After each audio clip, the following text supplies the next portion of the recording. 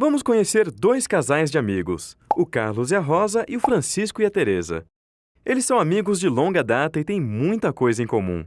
Para começar, trabalham na mesma empresa e, como exercem mais ou menos as mesmas funções, recebem salários praticamente iguais. Além disso, eles moram na mesma rua e em casas do mesmo tamanho. Mas uma coisa é bem diferente entre os dois casais. O Francisco e a Teresa não têm filhos, são só os dois. Já o Carlos e a Rosa têm 3 filhos, um mais agitado que o outro. Recentemente, o Francisco e a Teresa quiseram aumentar o tamanho da casa em que moram e decidiram construir um segundo andar. Foi uma obra trabalhosa que levou bastante tempo, mas no final ficou muito bonito.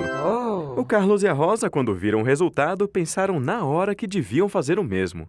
Afinal, já era tempo de arrumar mais espaço para as crianças. Mas quando fizeram as contas, que pena! O dinheiro que ganhavam não era suficiente. Mas como então Francisco e a Teresa conseguiram aumentar a casa se o salário deles é o mesmo do Carlos e da Rosa? Não é difícil responder, não é mesmo? O Carlos e a Rosa têm 3 filhos. As despesas deles são muito maiores do que as do Francisco e da Teresa. Eles têm gastos que os vizinhos não têm, como a escola, por exemplo. E outros gastos pesam mais no orçamento, como o supermercado, a luz, o gás. Por isso, sobra pouco para outras despesas, como fazer melhorias na casa. Com o orçamento público é parecido. Apesar de arrecadar dinheiro com a cobrança de tributos, o governo não pode gastar esse dinheiro como quiser. Existem algumas despesas que são obrigatórias, que o governo não pode deixar de fazer.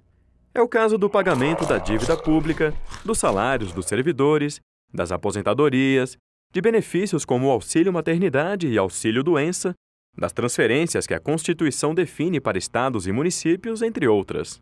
Quando essas despesas obrigatórias aumentam muito, sobra pouco para fazer outros gastos que também são importantes para o desenvolvimento do país, como o financiamento de pesquisas científicas, a melhoria do ensino, a modernização de hospitais, a construção de estradas. Esses gastos que são tão importantes, mas não são obrigatórios, têm um nome esquisito. São chamados pelos especialistas de despesas discricionárias. O que acontece com o nosso orçamento público é exatamente isso. Os gastos obrigatórios deixam pouca margem para as outras despesas, que são aquelas em que o governo pode decidir o que fazer. E aí fica como um cobertor curto. Se a gente esquenta a cabeça, esfria os pés. Se esquenta os pés, esfria a cabeça.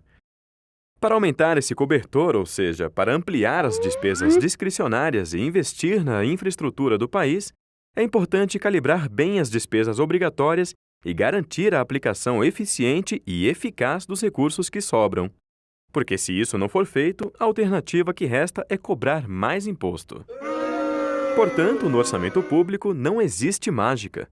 Se algumas despesas não estão sendo feitas, é porque os recursos estão sendo direcionados para outros gastos ou podem não estar sendo bem aplicados. Cabe a nós acompanhar essas decisões.